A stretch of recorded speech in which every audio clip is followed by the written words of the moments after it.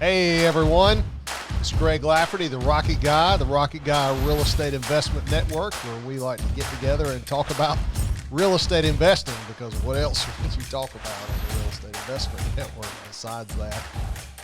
So I hope everyone's having a great week. I had a young gentleman come into my office not too long ago and kind of sit down. He had made a phone call and inquiring about wanting to buy one of my properties, and sounded like a pretty educated young man. I said, well, why don't you come in and let's have a cup of coffee or something? And it was local. And we sat down a little bit and visited. And one thing kind of came up that I thought was real interesting, I thought we'd talk about today, kind of peel the onion back on, is location, the value of location in real estate. And I get asked all the time, well, how do you know where to buy? How do you know what to buy? How do you know, right? They ask all these questions. And so that was one thing that kind of came up, because there are pros and cons to those things. And I want to talk a little bit about that today, just for the next few minutes. So let's talk about it. There's an old expression in real estate that location, right? And that's super important when you're buying your house to live. But how does that really relate to an investment? Because that can be different, right? It can be different. Well, let's talk about that, right? One of the things that we want to do when we are going into an investment is to think about how we're going to come out of the investment. That's kind of what he and I talked about the other day was, you know, there are certain areas of town where you can get real estate a lot cheaper than other areas, right? And sometimes, especially when we're talking about rental income and purchase price, there's some certain ratios that we'd really like to stay inside these particular ratios to make the math just work real easily. But can you get those ratios in premium parts of town? Maybe, maybe not, right? So sometimes you might go into a less desirable, more affordable place of town to buy a piece of property, because the rental rates versus the purchase price are a lot better ratio. But why is that? Makes you think, doesn't it? How come someone would pay a higher rent per square foot, maybe, in a certain area based on the purchase price per square foot, right? Kind of ratios. Makes you think, doesn't it? So one thing I always consider is that the reason why that property might be cheaper might not really be a good deal. Because are we looking for location? Or are we looking for a good deal? A lot of guys come up to me and they go, Greg, I just got a great deal on a piece of real estate. I'm like, really? That's fantastic. Tell me what you just bought. And it's something I would never touch in my life. Okay. So the good deal sometimes always isn't a good deal, right? You have to look at all the different components. And of course, your exit strategy should be one of the first things on top of your mind. When I buy this property, how am I going to get out of it? Right? And if the property is going so cheap, there might be a reason. Okay. There might be a reason. We don't know why. There might be an underground labyrinth of oil tanks underneath the property. We don't really know. So we've got an environmental cleanup that makes it really affordable to buy this piece of property. Right? So you have to kind of think things through in that regard. So sometimes it might be better to spend $100,000 on a house as opposed to spending $35,000 on a house. It might just be better, because trying to resell that might be a little easier, right? Nobody might want to be in the neighborhood where you can pick up a $35,000 house, right? Your rents might be stronger. You might be able to get a better cash flow return on the lower end property, right? You might be able to rent a $35,000 house for $600 and a $1,000 house for $1,100. So the ratios, right? You're working those ratios. So the cash flow might be a lot better. However, think about a few things, like what's the quality of the tenant that want to live there, right? Do you really want your spouse on Friday night at 9:00 at night to have to go tend to a problem there? Is that the place you want to be, right? Or is the next investor going to see that same kind of ratio, right, and get excited about that same kind of ratio? Are they going to want to lend more to the premium parts of town? I don't know. There's on the flip side, you have to be real careful too, because you can get upside down real easily, right? That same $100,000 house in one part of town might be $150,000 in a different part of town, and now you can still only get $1,200 in rent instead of 11 in a different part, right? Now you've way overpaid for the property. You're not getting a good ratio of that rent price versus the purchase price on the property.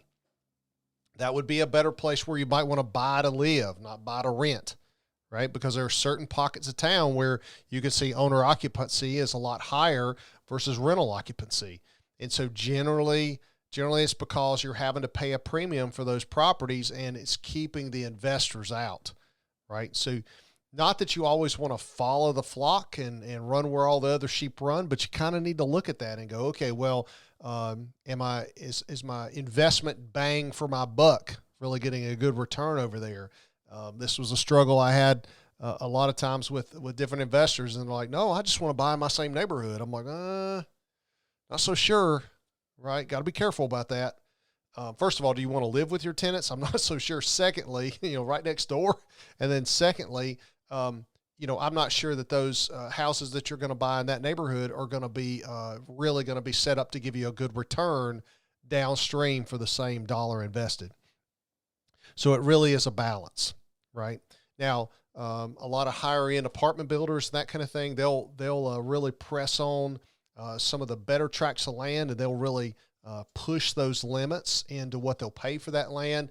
But they're also going to charge a real premium for that rental rate too. They're also going to offer up all kinds of amenities. So when you start to compete against really Class A plus kind of apartment communities and rentals and those kind of things, then you're also going to have to offer those same kind of amenities, because the person living in that location and paying that kind of rent are going to expect those amenities. So, and every investor has to cross this threshold. Every investor has to make these decisions in their own mind.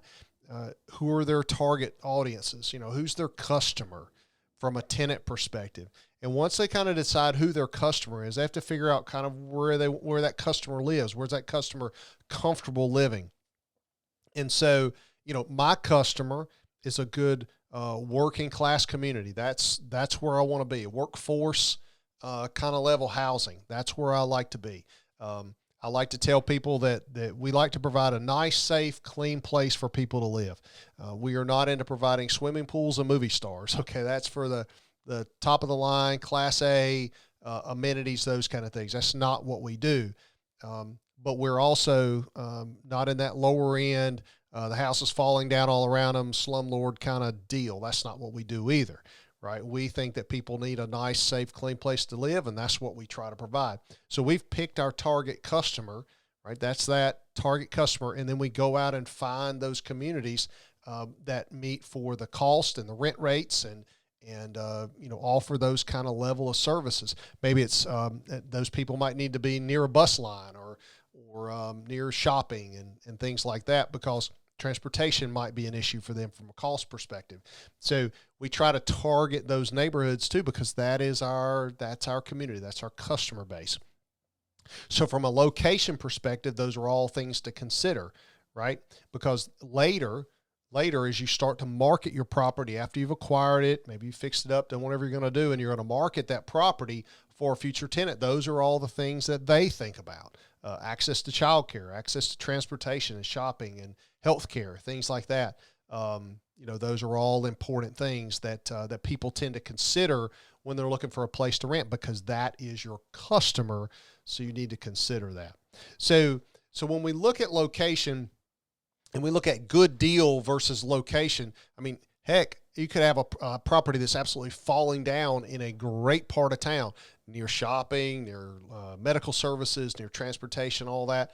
That might truly be a good deal, right? As opposed to location, right? When combined and compared with that. However, the structure itself, the layout of the building, all that could still be dry. It still might be sitting on an oil tank that you gotta remediate, right? So that might be causing the good deal. But all things to consider.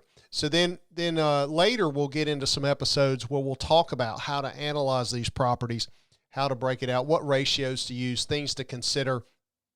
But all that has to go into a big bucket, right? Stir it all up like a chocolate chip cookie, and then hopefully out comes out of the cookie dough either something good to eat, right?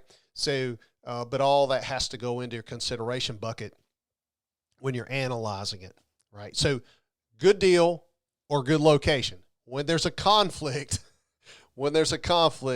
my advice to you is to go for the location. Hopefully it'll be a good deal in a good location. But maybe not. Maybe it's worth paying the premium, right, to get a location because maybe you have a long-term game plan, right? If you hold some land for 20 years, you know, one of my mentors and I used to joke all the time. He was a little older, and he would always say, man, I wish back in 1985 I'd bought that piece of property. And then this was in the early 2000s, and we would joke and say, man, I wish in the early 2000s I'd bought that property because in 2020 I'd be wishing I had. And that's really the case, right? If you might, for a good location, you might buy and pay a slight premium for that location because 20 years from now, it would have stronger appreciation, and it would look cheap. Your purchase price that you paid for it then will look really cheap for what you would pay for today. And I can tell you that from experience for properties that I bought years and years ago. Right now I look at it and go, man, I would never pay that much for a piece of property as people are making me offers to buy my land. And, but certainly I would, if I had to do it all over again, I'd just buy more. So good deal, good location, things to consider here on a good old Monday afternoon at the Rocket Guy. So thanks for tuning in. I hope this is real helpful. Get you thinking about location versus good deal. Don't just jump on it because it's a good deal, right? There's a lot more to it. And we're going to peel back that onion in future episodes. And so tune in and really bring out your pencil and piece of paper, and we'll even do some math eventually because I am a rocket scientist. I love to do some math. So thanks for coming in to the Rocket Guy Real Estate Investment Network. Y'all take care and have a great day.